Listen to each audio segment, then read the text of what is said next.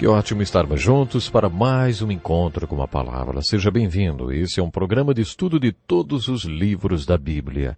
Nosso curso já nos trouxe as cartas do apóstolo Paulo no Novo Testamento. No programa de hoje, iniciaremos o estudo da primeira carta aos Tessalonicenses. O tema é a segunda vinda de Cristo.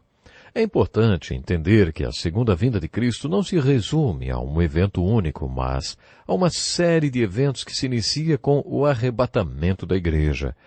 Ouça com atenção como Paulo descreve o arrebatamento. Irmãos, não queremos que vocês sejam ignorantes quanto aos que dormem, para que não se entristeçam com os outros que não têm esperança. Se cremos que Jesus morreu e ressurgiu, cremos também que Deus trará, mediante Jesus e com ele, aqueles que nele dormiram. Dizemos a vocês pela palavra do Senhor que nós, os que estivermos vivos e que ficarmos até a vinda do Senhor, certamente não precederemos os que dormem. Pois dada a ordem, com a voz do arcanjo e o ressoar da trombeta de Deus, o próprio Senhor descerá dos céus e os mortos em Cristo ressuscitarão primeiro. Depois nós, os que estivermos vivos, seremos arrebatados com eles nas nuvens para o encontro com o Senhor nos ares. E assim estaremos com o Senhor para sempre. Consolem-se uns aos outros com essas palavras. Esta é a passagem mais conhecida das cartas de Paulo aos Tessalonicenses. Em Atos capítulo 15, dos versículos 1 a 17, encontramos o relato de como a igreja de Tessalônica foi plantada. É um texto muito bonito, que nos ajuda a compreender o extraordinário ministério que Paulo teve naquela cidade. O extraordinário, em minha opinião, é que, de acordo com o texto de Atos 17, Paulo esteve em Tessalônica durante o período de 3 sabates, ou seja, apenas 3 semanas, menos de um mês. E em tão pouco tempo ele plantou uma igreja forte como a de Tessalônica. Isso é realmente impressionante. Já visitei missionários que estavam trabalhando no Paquistão havia mais de 26 anos, sem que houvesse um único convertido, muito menos uma igreja estabelecida. Paulo ficou num lugar por menos de um mês, pregando por 3 sábados numa sinagoga, e acabou plantando uma igreja muito forte ali. Apesar de Paulo ter ido pregar na sinagoga, os primeiros convertidos de Tessalônica não eram judeus, eram gregos. Um homem e uma mulher muito importantes da cidade. A primeira igreja da Europa nasceu do coração de uma mulher chamada Lídia, que estava escutando Paulo quando ele abriu a palavra de Deus numa reunião de oração às margens de um rio na Macedônia. O Senhor tocou o coração dela quando Paulo abriu a palavra, e aquela mulher abriu sua casa para que ali surgisse a primeira igreja da Europa. Assim como Deus usou Lídia para plantar a igreja da cidade de Filipos, ele também usou uma mulher grega muito importante para plantar a igreja de Tessalônica. Quando isso aconteceu, os judeus de Tessalônica ficaram com tanta inveja de Paulo, isso mesmo, inveja de Paulo, que o perseguiram a ponto de ele ter de abandonar a cidade. Ele teve que fugir para Bereia, e de Bereia foi para Atenas e Corinto, de onde escreveu sua primeira carta para os Tessalonicenses. Timóteo e Silas ficaram em Tessalônica e, mais tarde, reencontraram Paulo em Atenas e Corinto. Quando Timóteo reencontrou Paulo, relatou como ficaram os crentes de Tessalônica, e este relato provocou 2 reações em Paulo.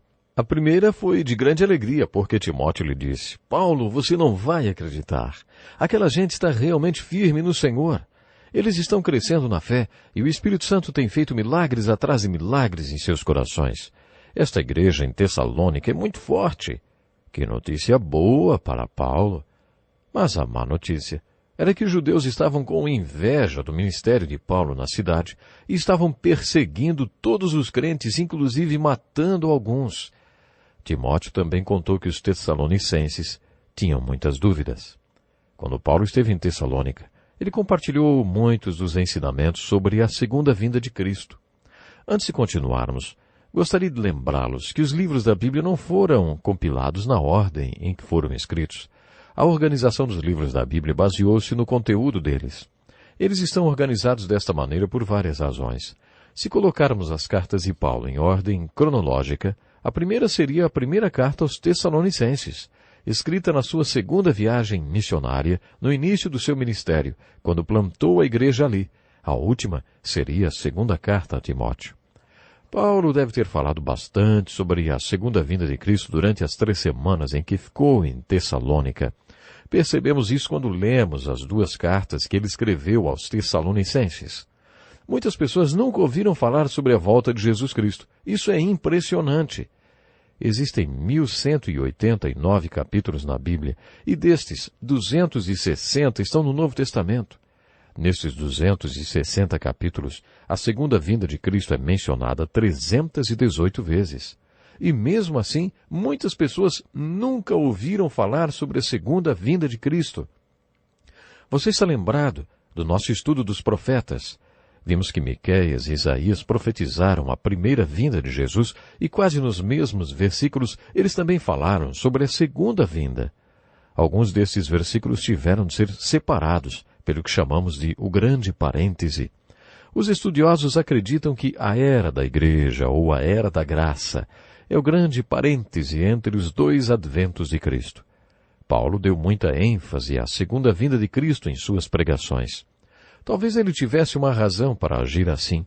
Os tessalonicenses eram idólatras, e quando eles se converteram, afastaram-se dos ídolos para se aproximarem de Jesus. A pregação de Paulo tinha a seguinte mensagem: Jesus Cristo está vivo no planeta Terra e pode habitar na sua vida. Os tessalonicenses, como eram idólatras e cultuavam ídolos, talvez precisassem de alguma coisa mais tangível, e por isso Paulo pregou sobre o Cristo que estava voltando, visível a todos. Assim como ele tinha ascendido ao céu diante dos olhos de todos, ele vai voltar e todos verão. Paulo talvez tenha sentido que os tessalonicenses precisassem crer num Cristo tangível. Seja lá qual tenha sido a razão, o fato é que Paulo deu muita ênfase à segunda vinda de Cristo quando estava em Tessalônica. Quando Timóteo reencontrou Paulo, ele também disse: Paulo, eles têm muitas dúvidas sobre tudo que você ensinou a respeito da segunda vinda. Uma delas é sobre o arrebatamento. Você disse que quando Jesus Cristo voltar, a primeira coisa que ele fará será arrancar deste mundo os crentes e sua igreja e levá-los para junto dele. A pergunta dos tessalonicenses é: e aqueles seus queridos que foram mortos na perseguição, hein? Eles vão perder essa bênção? Paulo amava muito os tessalonicenses e sofria com eles por causa da perseguição pelo qual estavam passando. O texto que vocês ouviram no início do programa, de 1 Tessalonicenses 4, versículos 13 a 18, é uma das passagens mais conhecidas desta carta e fala sobre a segunda vinda de Cristo. Paulo a escreveu com o coração cheio de amor pelos tessalonicenses. Paulo era um grande professor e não queria que seus amados irmãos tessalonicenses fossem ignorantes. Observe quantas vezes ele disse isto. Ele falou a mesma coisa para os coríntios. Esse é o desejo de todo professor, não é? Todo professor tem no seu coração o desejo de que seus alunos não sejam ignorantes. Paulo não queria que aqueles recém-convertidos fossem ignorantes sobre alguns aspectos da segunda vinda de Cristo. Como Paulo era um grande missionário, ele também queria que os crentes de Tessalônica tivessem fé. Paulo baseou tudo o que disse sobre a segunda vinda de Cristo na fé. Ouça o que ele escreveu: se cremos que Jesus morreu e ressurgiu, cremos também. E aí ele falou sobre a segunda vinda e explicou em detalhes o arrebatamento da igreja. Como Paulo era um grande profeta, ele não queria que os tessalonicenses ficassem sem a palavra do Senhor. Por isso ele disse: dizemos a vocês, pela palavra do Senhor. Paulo alegou em Gálatas, capítulo 1, ter recebido toda esta revelação de Jesus Cristo. Segundo Paulo, tudo o que ele ensinou nesta carta é a palavra do Senhor. Mas Paulo também foi um grande pastor e não queria que seu amado rebanho ficasse sem conforto. Talvez esta tenha sido sua maior motivação para compartilhar a verdade sobre a segunda vinda com os tessalonicenses. Por que, afinal, uma das perguntas deles era: quando Jesus Cristo voltar, o que será dos nossos amados que morreram na perseguição? Por isso Paulo enfatizou que, quando Jesus Cristo voltar, ele virá nas nuvens, assim como vimos subir entre as nuvens. A primeira coisa que vai acontecer é o arrebatamento da sua igreja. A igreja de Jesus será levada para junto do Senhor em 2 estágios. Primeiro serão aqueles que, como os mártires de Tessalônica, já morreram. A primeira coisa que vai acontecer no arrebatamento é que os mortos em Cristo ressuscitarão.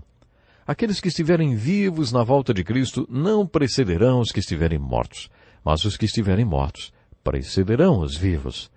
Paulo escreveu a mesma coisa para os Coríntios, na primeira carta, capítulo 15.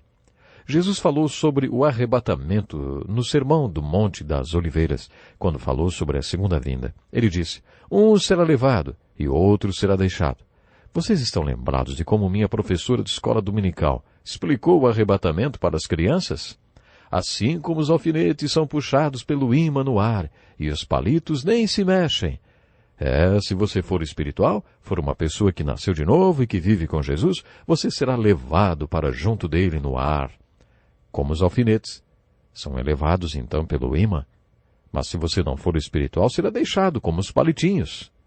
Fiquei com os olhos arregalados olhando para aquela mesa, e naquele dia decidi que seria um alfinete e não um palitinho de madeira, porque o alfinete subiu. Eu não seria deixado quando Jesus voltasse.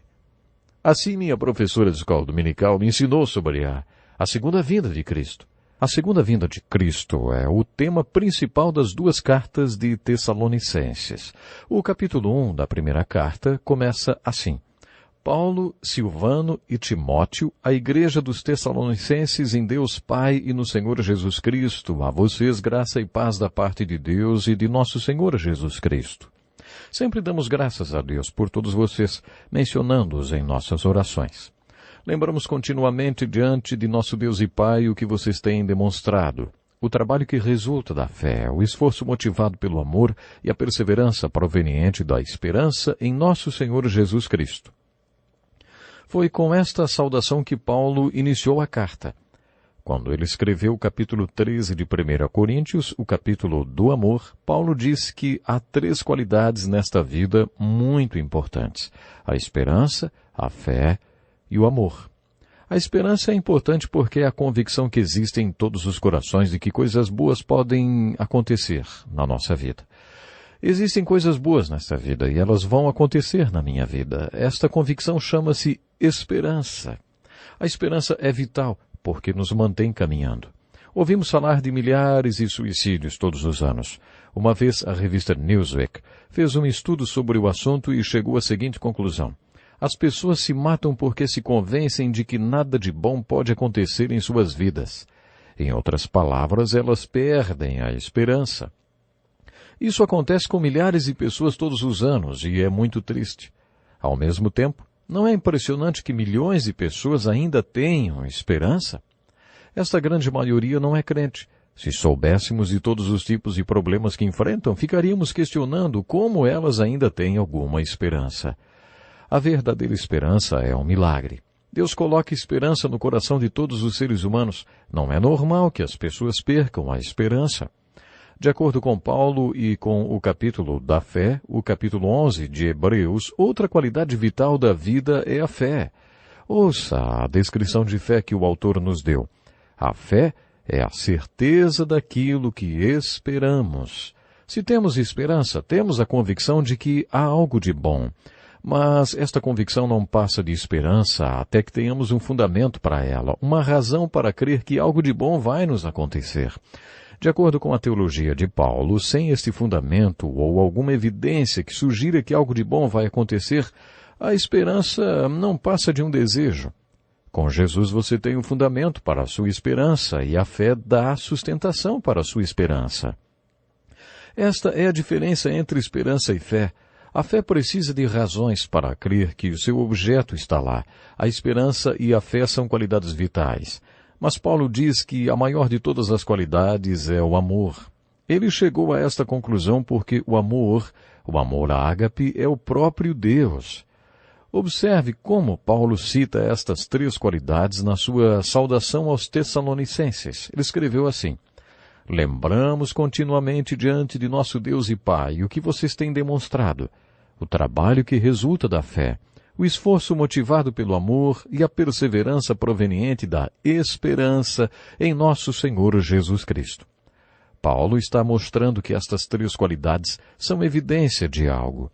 O seu trabalho mostra que você tem fé, portanto, este trabalho é produzido pela fé. Existe um tipo de trabalho que é impelido pelo amor, são as pequenas atitudes que as pessoas têm umas com as outras. E depois temos a esperança que dá perseverança. Portanto, uma força vital leva a outra força vital. Paulo tinha uma razão para iniciar a carta desta maneira. Entre outras coisas, Timóteo também deve ter falado que os tessalonicenses entenderam mal o que ele tinha ensinado sobre a segunda vinda de Cristo. Na verdade, eles pensaram que a segunda vinda de Cristo estava tão iminente que alguns tinham até largado seus empregos, ficavam parados o dia inteiro esperando Jesus voltar. Lemos em Atos capítulo 1 que quando Jesus estava ascendendo ao céu, apareceram 3 homens e anunciaram aos discípulos a quem Jesus tinha dado a grande comissão. Por que vocês estão olhando para o céu? Este mesmo Jesus que dentre vocês foi levado ao céu voltará da mesma forma que o viram subir. Afinal, o que eles estavam fazendo ali? Parados? Eles tinham muito o que fazer ao invés de ficar olhando para o céu. Em relação à segunda vinda de Cristo, existem 2 extremos. Se o diabo não consegue nos levar para um, ele empurra para o outro. Um extremo é não ter conhecimento algum sobre a segunda vinda e nem mesmo pensar nisso. O outro extremo é acabar ficando parado, olhando para o céu, sem fazer nada referente à grande comissão. Este era o problema dos Tessalonicenses, e Paulo começa a abordar o assunto dizendo: lembramos continuamente diante de nosso Deus e Pai o que vocês têm demonstrado, o trabalho que resulta da fé. Vocês perceberam?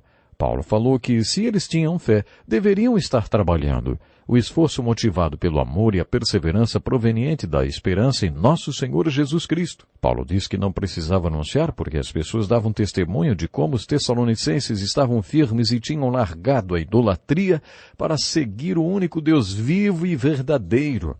É impressionante pensar que uma igreja tão frutífera foi resultado do trabalho de apenas 3 semanas. Isto nos mostra a unção e o poder do Espírito Santo que o apóstolo Paulo tinha no seu ministério.